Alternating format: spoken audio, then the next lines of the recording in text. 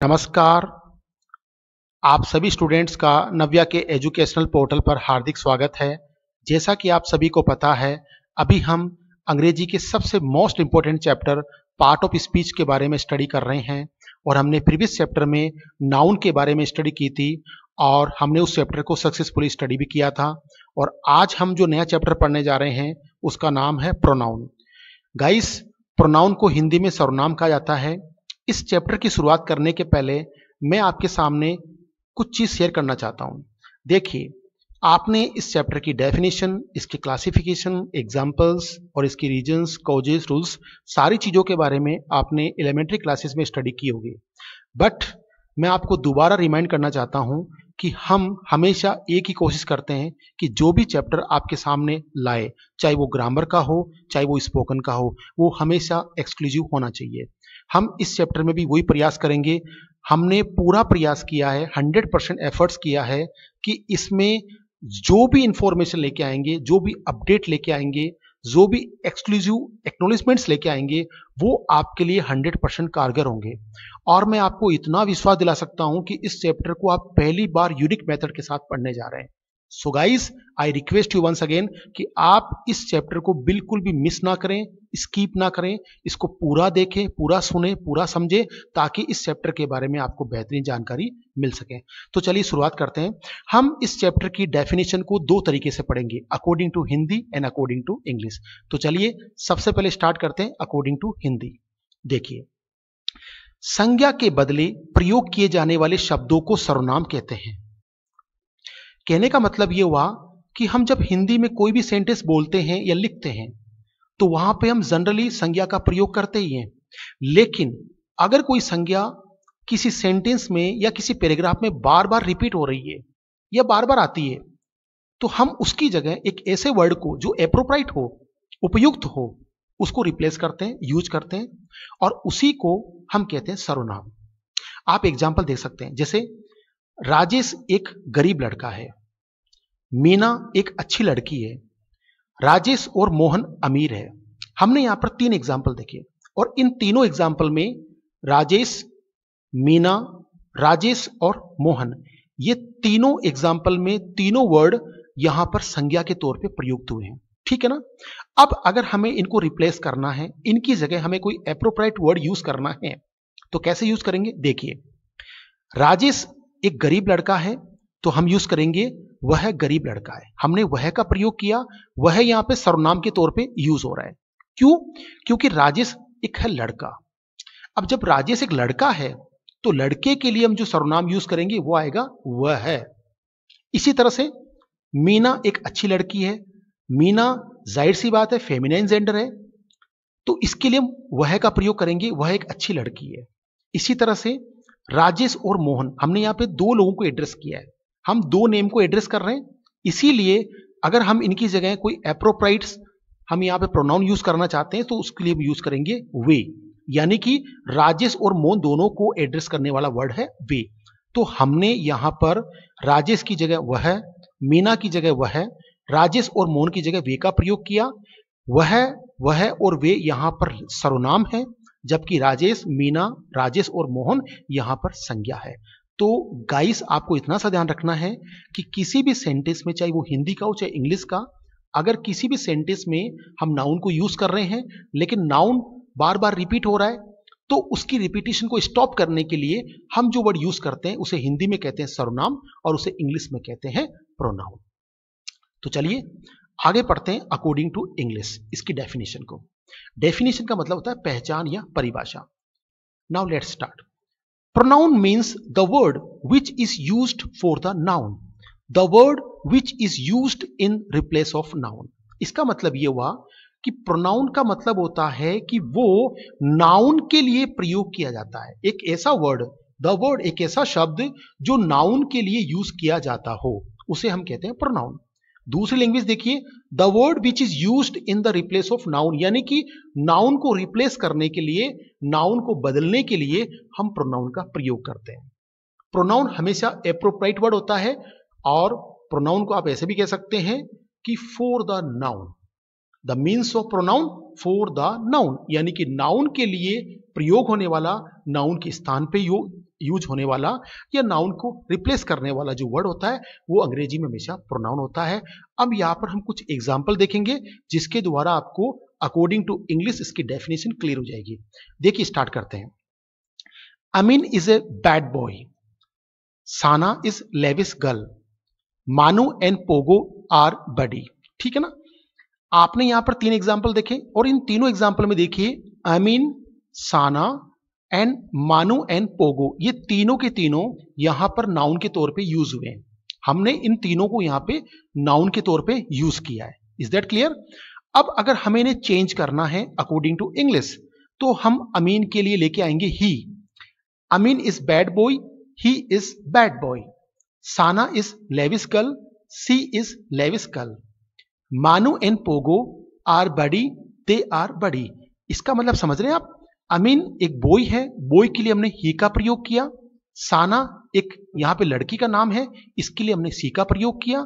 इसी तरह से मानू एंड पोगो यहां पर 2 बच्चों के नाम है, 2 स्टूडेंट्स के नाम है, इसलिए हमने इन दोनों को एड्रेस करने के लिए दे वर्ड यूज किया। तो इन तीनों एग्जाम्पल में ही, सी और दे यहां पर प्रोनाउन है और इन तीनों एग्जाम्पल में अमीन, साना, मानू और पोगो नाउन है। इन तीनों नाउन को हमने इन तीनों प्रोनाउन के द्वारा रिप्लेस किया। अच्छा, तो उम्मीद करता हूं आपको हिंदी और इंग्लिश के अकॉर्डिंग इसकी डेफिनेशन और इसके एग्जाम्पल अच्छी तरह से समझ में आ गए होंगे। चलिए आगे पढ़ते हैं कि आखिरकार हमें प्रोनाउन की रिक्वायरमेंट क्यों होती है। Why are we required pronoun, हमें सर्वनाम की आवश्यकता क्यों होती है, हमें इस चैप्टर को क्यों पढ़ना होता है हमें, क्योंकि ये तो एक है ना बिल्कुल बेसिक क्वेश्चन है। हर कोई जानता है कि नाउन यूज कर रहे हैं तो प्रोनाउन यूज क्यों करेंगे। अगर हम प्रोनाउन यूज ना करें, नाउन यूज करें तो क्या मिस्टेक है, प्रोनाउन के यूज करने से क्या हो जाएगा। तो इसके आंसर हम यहां पर ढूंढेंगे, आपके सामने सर्च करेंगे। देखिए, generally we use pronoun to stop repetition of noun in the sentence. The beauty of the sentence finish when we use noun constantly. Therefore sentence makes creepy and pitiful. So that's why this is the main cause pronoun replacing noun in the sentence. Guys, यहां पर जो rules दिए गए हैं, कुछ information दी गई है, वो क्या दी गई है मैं आपको डिटेल से बताता हूं। देखिए, जनरली सामान्यतया we use pronoun to stop repetition of noun in the sentence, यानी कि हम प्रोनाउन को यूज करते हैं नाउन के रेपिटेशन को रोकने के लिए। रेपिटेशन का मतलब होता है बार बार किसी चीज का यूज किया जाना। अगर किसी भी सेंटेंस में नाउन को हम रिपीट कर रहे हैं तो बार बार नाउन के रिपीट करने से सेंटेंस पे थोड़ा बैड इफेक्ट आता है। इसीलिए नाउन के रेपिटेशन को रोकने के लिए, स्टॉप करने के लिए हम प्रोनाउन का यूज करते हैं। ये तो हो गया इसका पहला रीजन। आगे देखिए, the beauty of the sentence, यानी कि वाक्य की सुंदरता फिनिश हो जाती है, समाप्त हो जाती है when we use noun constantly, यानी कि हम जब बार बार नाउन को यूज करते हैं किसी पर्टिकुलरली सेंटेंस में या किसी पैराग्राफ में, तो क्या होता है कि जो सेंटेंस की जो ब्यूटी होती है, उसकी जो सुंदरता होती है, वो ऑटोमेटिकली डिस्ट्रॉय हो जाती है। तो इन दैट कंडीशन, देयरफॉर, इसीलिए सेंटेंस मेक्स क्रेपी और पिटीफुल, यानी कि सेंटेंस एकदम भद्दा लगने लग जाता है। ठीक है, सो दैट्स वाई, यही इसका सबसे बड़ा कारण होता है, मेन कोज होता है कि pronoun replacing noun in the sentence, कि सेंटेंस में नाउन को रिप्लेस करने के लिए हम प्रोनाउन का यूज करते हैं, क्योंकि प्रोनाउन एक ऐसा एप्रोप्रिएट वर्ड होता है जो according to requirement and according to noun use किया जाता है, कि जो भी वर्ड्स नाउन के तौर पे यूज हुआ है उसको देख करके, उसको ऑब्जर्वेशन करके हम उसकी जगह एप्रोप्रिएट प्रोनाउन को यूज कर सकते हैं। और प्रोनाउन को यूज करने से क्या होता है, सेंटेंस की ब्यूटी बढ़ जाती है, सेंटेंस का नेचर अच्छा हो जाता है, वर्ड्स अच्छे लगने लगते हैं और हमारे को बार बार नाउन को यूज करने की झंझट भी हमारी खत्म हो जाती है। तो इसीलिए हमें इस चैप्टर को और इस प्रोनाउन को हमको रीड करने की, यूज करने की रिक्वायरमेंट होती है कि हमें कहाँ, कैसे, क्यों करना होता है। इसीलिए मैंने आपको यहाँ पे डिटेल से बताया था कि जहां भी हमें आवश्यकता हो तो हमें नाउन की जगह प्रोनाउन को यूज करना चाहिए, उसको रिप्लेस करना चाहिए। तो गाइस, आई होप आपको ये रीजन भी समझ में आ गया होगा। अब हम आगे चलते हैं और आगे पढ़ेंगे सर्वनाम के प्रकार, यानी कि the kinds of pronoun. Guys, सर्वनाम कितने प्रकार के होते हैं, इसके कितने भाग होते हैं, उसके बारे में जानकर लेंगे। तो यहाँ पे डिटेल से बताया गया है कि प्रोनाउन को हमने 11 भागों में बांटा है, यानी कि प्रोनाउन 11 प्रकार के होते हैं। जनरली मेनली हमने इनको 11 भागों में बांटा है। और दूसरी बात, यहाँ पे कौन कौन से प्रोनाउन हम यूज करेंगे, उनका हिंदी में क्या नाम होगा, उनके हिंदी और अंग्रेजी में क्या क्या एग्जाम्पल होंगे, मैं यहाँ पे आपको थोड़ा सा लाइटली बताऊंगा, क्योंकि मैं आपको फुल्ली डिस्क्रिप्शन के साथ क्यों नहीं बता सकता, उसका रीजन है कि मैं पर्टिकुलरली और इंडिविजुअली एक एक चैप्टर बनाऊंगा इनके ऊपर, ताकि आपको डीपली इनके बारे में जानकारी मिले। तो वहां पे मैं एक एक आपको प्रोनाउन की डेफिनेशन, उसके एग्जाम्पल, उसके रूल्स और उसके फॉर्मूलाज, सारी चीज को मैं डिटेल से बताऊंगा। अभी तो फिलहाल मैं आपको लाइटली आपको इनके बारे में इंडिविजुअली जानकारी दूंगा, एक्नॉलेजमेंट्स दूंगा, ताकि आपको बेसिक नॉलेज मिल सके। सो गाइस, 11 प्रकार के प्रोनाउन होते हैं, कौन कौन से होते हैं उसके बारे में मैं आपको लाइटली बता रहा हूं। देखिए, स्टार्ट करते हैं। सबसे पहला प्रोनाउन होता है इंडिविजुअल या पर्सनल प्रोनाउन, और इसे हिंदी में कहते हैं पुरुषवाचक सर्वनाम। ठीक है, अभी कौन कौन से होते हैं देखिए, I, me, we, us, you, they, them, he, him, she and her. कहने का मतलब यह हो गया कि एक तो बोलने वाला, जो बोलने वाला है और जो सुनने वाला है, उनके बारे में बात हो रही है। यानी कि आई और मी, आई फर्स्ट पार्ट हो गया, मी उसका थर्ड पार्ट हो गया। इसी तरह से वी और अस, वी यहां पे फर्स्ट पार्ट है और अस यहां पे थर्ड पार्ट है। यू फर्स्ट पार्ट भी होता है और सेम टू सेम यू इसका थर्ड पार्ट भी होता है। इसी तरह से दे फर्स्ट पार्ट होता है, देम यहां पे थर्ड पार्ट है। ही फर्स्ट पार्ट है, हिम उसका थर्ड पार्ट है। सी उसका फर्स्ट पार्ट है, तो हर उसका थर्ड पार्ट है। कहने का मतलब हुआ कि हमने एग्जाम्पल के तौर पे फर्स्ट और थर्ड पार्ट को यूज किया है, और इन एग्जाम्पल्स को इंडिविजुअल प्रोनाउन कहते हैं।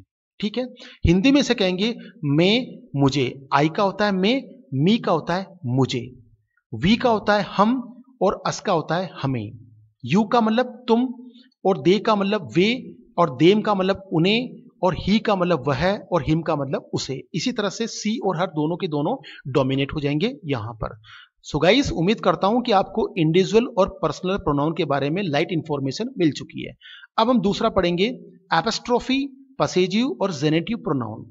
इसका मतलब होता है अधिकारवाचक सर्वनाम, यानी कि इसका प्रयोग हम किसी भी अधिकार के बारे में बात करते हैं, किसी राइट्स के बारे में बात करते हैं, यानी कि किसी नाउन का या किसी प्रोनाउन का किसी भी चीज पे अपना अधिकार होता है या उसका हक होता है, तो उसके हक को दिखाने के लिए, जाहिर करने के लिए हम इस प्रोनाउन को यूज करते हैं। इसको अंग्रेजी में एपस्ट्रोफी, पसेजिव और जेनेटिक कुछ भी कहा जा सकता है, और इंग्लिश में इसके एग्जाम्पल होते हैं माइन यानी मेरा, योवर तुम्हारा, ओवर हमारा, हर उसका, देर उनका या उनका, उनका या उनके, आप कुछ भी यूज कर सकते हैं। मेरा, हमारा, तुम्हारा, उनका, उसका, उसके, जो भी आपकी रिक्वायरमेंट है उसके हिसाब से यूज कर सकते हैं। जैसे एग्जांपल देखिए कि दिस इज माइन पेन, ये पेन मेरा है। दिस इज माइन, ये मेरा है। इसी तरह से आप कुछ भी सेंटेंस बना के आप ये प्रूव कर सकते हैं कि वो चीज मेरी है, उस पर मेरा अधिकार है, तो उसके लिए अपन एपस्ट्रोफी प्रोनाउन को यूज करते हैं। इसी प्रकार थर्ड है डिमोन्स्ट्रेटिव प्रोनाउन। इसे हिंदी में कहा जाता है संकेतवाचक सर्वनाम। इसका मतलब यह होता है कि हम जब किसी नाउन की ओर या किसी प्रोनाउन की ओर पॉइंट करते हैं, हम जब उसकी ओर पॉइंट करके यानी इशारा करके उसके बारे में बताते हैं कि यह, वह, ये, वो, यह बिल्डिंग है, वह कार है, ये पंखे हैं, वो सितार है। इस तरह से यानी हम पॉइंट करते हैं किसी चीज के ऊपर, उसको इशारे के द्वारा समझाते हैं, तो उसके लिए हम इंग्लिश में वर्ड यूज करते हैं दिस, दैट, दीज और दोज। तो इन्हें हम इंग्लिश में कहते हैं डिमोन्स्ट्रेटिव प्रोनाउन, और हिंदी में इन्हें कहा जाता है संकेतवाचक सर्वनाम, जहां हम संकेत यानी सिंबल देके बताते हैं कि भाई ये चीज वो है और ये चीज ये है, इस तरह से। तो उम्मीद करता हूं ये आपको तीसरा प्रोनाउन भी अच्छी तरह से समझ में आ गया होगा। अब आगे पढ़ते हैं डिस्ट्रीब्यूटिव प्रोनाउन, जिसे हिंदी में कहा जाता है व्यष्टिवाचक सर्वनाम। इसका मतलब यह होता है कि जब हम पर्टिकुलरली या इंडिविजुअली किसी का नाम लेकर नहीं, हम जब हमारे सामने कुछ ऑप्शंस होते हैं तो वहां पे जब उनको एक साथ एड्रेस करना हो, जब क्वांटिटी ज्यादा हो और उनको एक साथ एड्रेस करना हो, तो जब हम एक से ज्यादा लोगों को जब एक साथ एड्रेस करते हैं, उनको संबोधित करते हैं, तो उसे कहते हैं व्यष्टिवाचक। ठीक है ना। जैसे इंग्लिश में एग्जांपल देखिए, ईच यानी कि प्रत्येक, आइदर या तो, नाइदर ना तो। ठीक है ना। तो प्रत्येक, हर एक, या तो, नहीं तो, ये ऐसे वर्ड्स हैं जहां हम पर्टिकुलरली किसी भी संज्ञा या सर्वनाम का नाम नहीं ले रहे हैं, यहां पे हम क्या कर रहे हैं, उसको एज ए कोर ग्रुप में बुला रहे हैं कि एड्रेस कर रहे हैं, एक साथ बुला रहे हैं, एक साथ उनके नाम को एड्रेस कर रहे हैं, तो इसीलिए हमने उसके लिए यूज किया है डिस्ट्रीब्यूटिव प्रोनाउन। अगला आता है रेसिप्रोकल प्रोनाउन। इसको हिंदी में कहते हैं पारस्परिक संबंधवाचक सर्वनाम। ठीक है, इसका मतलब क्या होता है? देखिए, जब क्या होता है ना, दो संज्ञा के बीच में या दो प्रोनाउन के बीच में या दो नाउन के बीच में जब कोई कॉम्बिनेशन होता है, उनके बीच में कोई रिलेशनशिप होती है, कोई बॉन्डिंग होती है, उसको शो करने के लिए हम यूज करते हैं रेसिप्रोकल प्रोनाउन। एग्जांपल देखिए, ईच अदर वन अनदर, यानी आपस में या एक दूसरे से। तो ये जो वर्ड होते हैं उसको एड्रेस करने के लिए हम रेसिप्रोकल प्रोनाउन का यूज करते हैं। जैसे हमने कहा वे आपस में लड़ रहे हैं, वे आपस में झगड़ रहे हैं, वो एक दूसरे से मिले हुए हैं, या वो एक दूसरे से बिछुड़े हुए हैं। तो इस तरह से जो ऐसे वर्ड यूज करते हैं, तो उसके लिए हम जनरली जो प्रोनाउन यूज करते हैं उसका नाम होता है रेसिप्रोकल, और इसे हिंदी में कहा जाता है पारस्परिक संबंधवाचक सर्वनाम। इसके बाद अगला हमारा प्रोनाउन है रिफ्लेक्सिव प्रोनाउन, जिसे हिंदी में कहा जाता है निजवाचक सर्वनाम। देखिए, इसका मतलब क्या होता है कि हम जब ये शो करते हैं कि मेरा, अपना, उसका, अपना, अपने, अपनी या स्वयं, ऐसे वर्ड यूज करते हैं, तो उसके लिए अपन रिफ्लेक्सिव प्रोनाउन का यूज करते हैं। कैसे करेंगे? देखिए, जैसे मैंने कहा my self, ourself, yourself, himself, herself, them selves और इट सेल्फ, इन सब का एक ही अर्थ होता है स्वयं, या फिर कह सकते हैं अपना, अपने, अपनी, आप कुछ भी कह सकते हैं। ठीक है ना?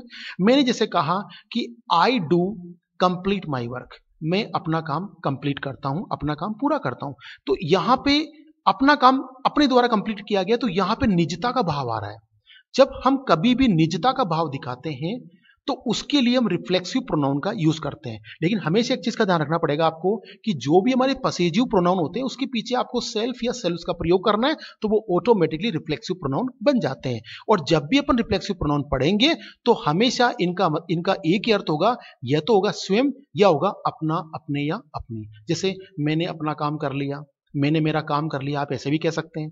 हमने हमारा काम कर लिया, हमने अपना काम कंप्लीट कर लिया। तो वहां पे हमें अकॉर्डिंग टू सब्जेक्ट, अगर सब्जेक्ट में आई आ रहा है तो हमें वहां पे माई सेल्फ का प्रयोग करना है।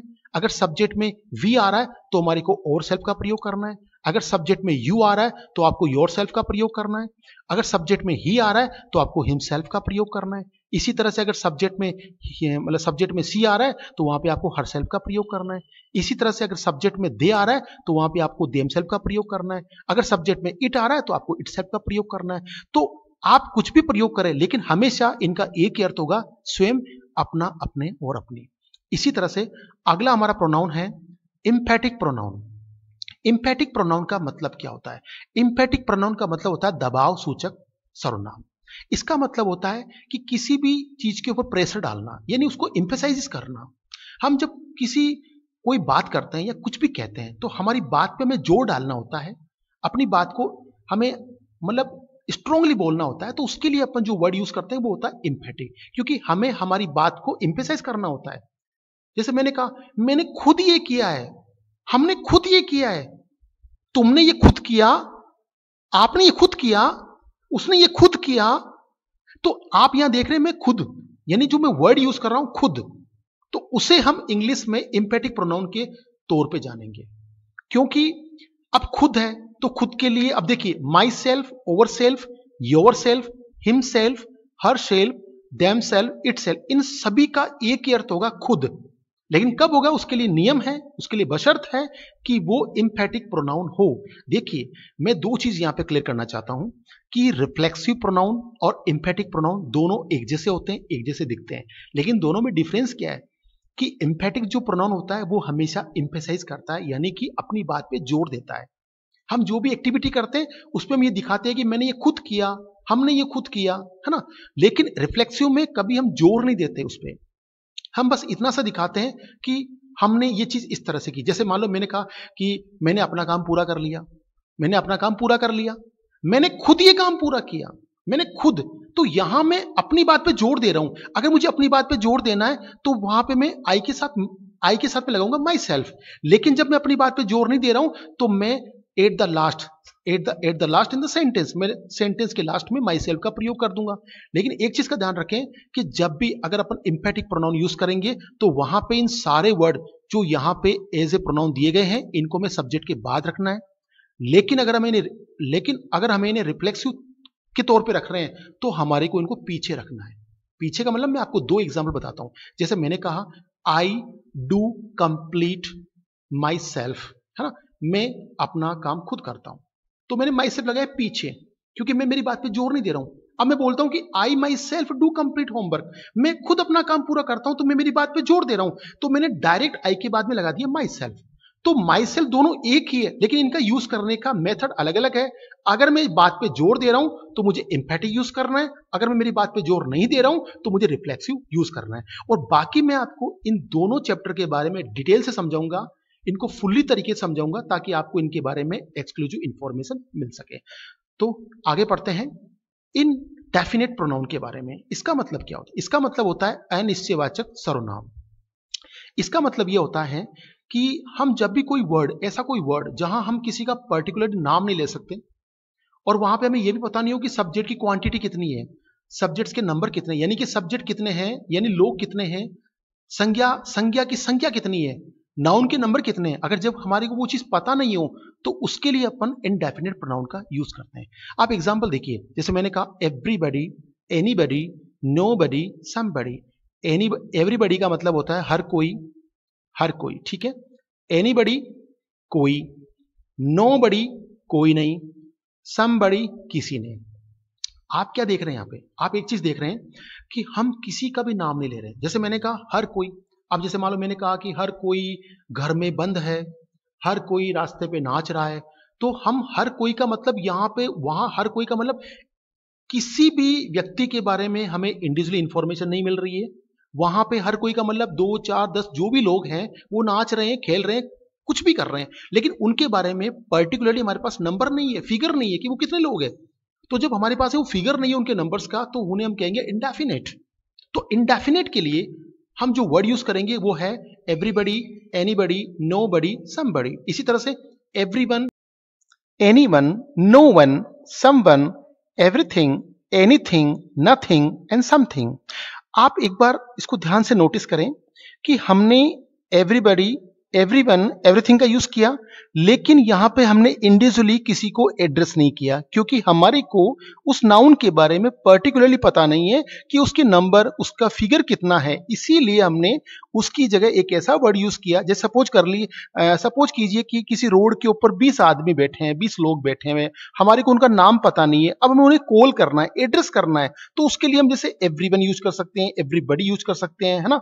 और ऐसे ही क्या होता है ना कि जब हमारे को कभी भी किसी नाउन के बारे में पर्टिकुलरली कुछ भी पता नहीं होता है कि उसकी नंबरिंग कितनी हो रही है, तो उसकी नंबरिंग को एक साथ एक ऐसे वर्ड से हम यूज करें, एप्रोप्रिएट वर्ड से यूज करें जो उसको रिप्लेस कर सके, उस नाउन को रिप्लेस कर सके। मैंने कहा ना, जैसे मैंने कहा समबडी नॉक्ड द डोर, किसी ने दरवाजा खटखटाया। अब किसने खटखटाया, मेरे को उसका नाम पता नहीं है, तो मेरे को उसका नाम पता नहीं है, तो मैंने उस नाउन को रिप्लेस करने के लिए समबडी का यूज किया, ठीक है ना। तो आप ऐसी कंडीशन में इंडेफिनेट प्रोनाउन को यूज कर सकते हैं। इसके बाद हम आगे पढ़ेंगे रिलेटिव प्रोनाउन, जिसका हिंदी मीन होता है संबंधवाचक सर्वनाम।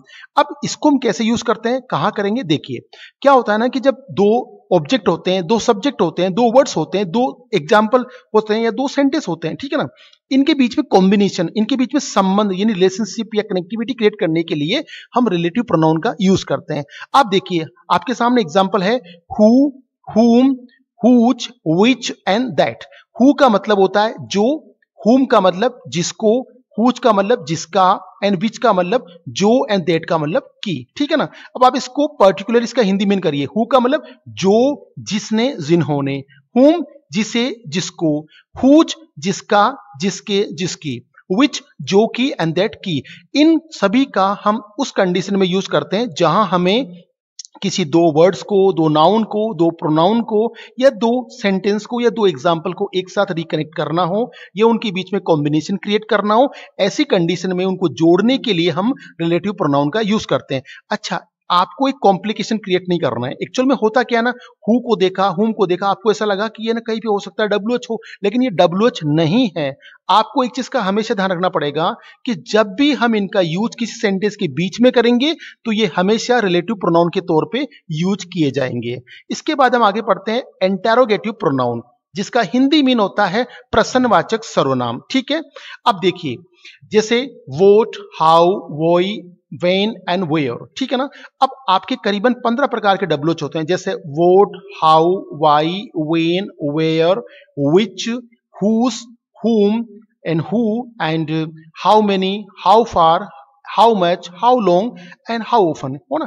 तो इस तरह से आप सारे के सारे WH यूज कर सकते हैं इस टॉपिक में, यानी कि इंटेरोगेटिव प्रोनाउन के अंदर। एक्चुअल में क्या होता है, इसी इंटेरोगेटिव वर्ड से मिलकर बने होते हैं रिलेटिव प्रोनाउन। अब जैसे एग्जांपल देखिए, जैसे मैंने कहा हु का मतलब कौन भी होता है, किसने भी होता है, और हु का मतलब जो और जिसने भी होता है। लेकिन अगर किसी भी सेंटेंस में या किसी भी क्वेश्चन में अगर मैं हु को पहले स्थान पे यूज कर रहा हूं तो वहां पे वो इंटेरोगेटिव प्रोनाउन के तौर पे यूज करेगा, और इसी तरह से अगर हु को मैं किसी सेंटेंस के बीच में यूज करता हूं तो हु वहां पर रिलेटिव प्रोनाउन के तौर पे काम करेगा। तो आपको इतना ही ध्यान रखना है कि अगर मुझे क्वेश्चन को पुटअप करना है तो उस कंडीशन में मैं इनको हमेशा सेंटेंस में पहले स्थान पे रखूंगा, यानी कि हेल्पिंग वर्ब के पहले रखूंगा। लेकिन अगर मुझे दो सेंटेंस में कनेक्टिविटी करनी है या दो वर्ड में कनेक्टिविटी करनी है तो उस कंडीशन में मैं इन सारे WH को as a relative pronoun sentence के बीच में रखूंगा। इस तरह से उम्मीद करता हूं आपको 90-200 टॉपिक भी आपका अच्छी तरह से क्लियर हो गया होगा। अब हम पढ़ेंगे लास्ट एंड फाइनल टॉपिक, जिसका नाम है एक्सक्लेमेशन प्रोनाउन। इसका हिंदी में होता है विस्मयादि बोधक, ठीक है ना, या विस्मयादि वाचक सर्वनाम। अब हम इसको यूज कहां करते हैं, देखिए एक्सक्लेमेशन या एक्सक्लेमेटरी प्रोनाउन का मतलब होता है कि जब भी हमारे मन में या हमारे विचार में, हमारे थॉट्स में, ओपिनियन में, मतलब सडनली अचानक हमारे एक्साइटमेंट होता है, कुछ फीलिंग होती है या इमोशन होता है, या कुछ विचार हमारे मुंह से निकलते हैं, अगर वो अचानक निकलते हैं, सडनली निकलते हैं, तो उस कंडीशन के लिए जो वर्ड यूज करते हैं या जो मार्क यूज करते हैं उसे हम कहते हैं एक्सक्लेमेटरी या एक्सक्लेमेशन प्रोनाउन। आप एग्जाम्पल देखिए, जैसे मैंने कहा हाउ एंड वॉट, अब देखिए इनके आगे मैंने लगाया है एक्सक्लेमेशन मार्क, इसको कहते हैं एक्सक्लेमेशन मार्क, ठीक है ना। अब इसको लगाने से क्या होगा कि जैसे मैंने कहा हाउ सेड, हाउ ट्रेजिक, और इसी तरह से वॉट का देखिए what a shot, what a game, what a fantastic match. तो मैं क्या कर रहा हूं, मैं जॉय के साथ में, मैं इंजॉय के साथ में, मैं हैप्पीनेस के साथ में अपनी वंडर फील जो है, इमोशन, उसको शेयर कर रहा हूं। तो ऐसी कंडीशन में हम क्या करते हैं, एक्सक्लेमेशन मार्क का यूज करते हैं। अच्छा, एक चीज का हमेशा ध्यान रखिए, जब भी एक्सक्लेमेशन सेंटेंस यूज करेंगे या प्रोनाउन यूज करेंगे तो उसके पीछे हमारे को इंटेरोगेटिव सिंबल की जगह हमारे को एक्सक्लेमेशन मार्क का यूज करना है। तो ऐसी कंडीशन में हम यूज करते हैं एक्सक्लेमेटरी प्रोनाउन। अब मैं उम्मीद करता हूं कि आपको ये सारे के सारे 11 जो टाइप्स है, काइंड्स है, जो इसके प्रकार है, वो अच्छी तरह से आपको समझ में आ गए होंगे।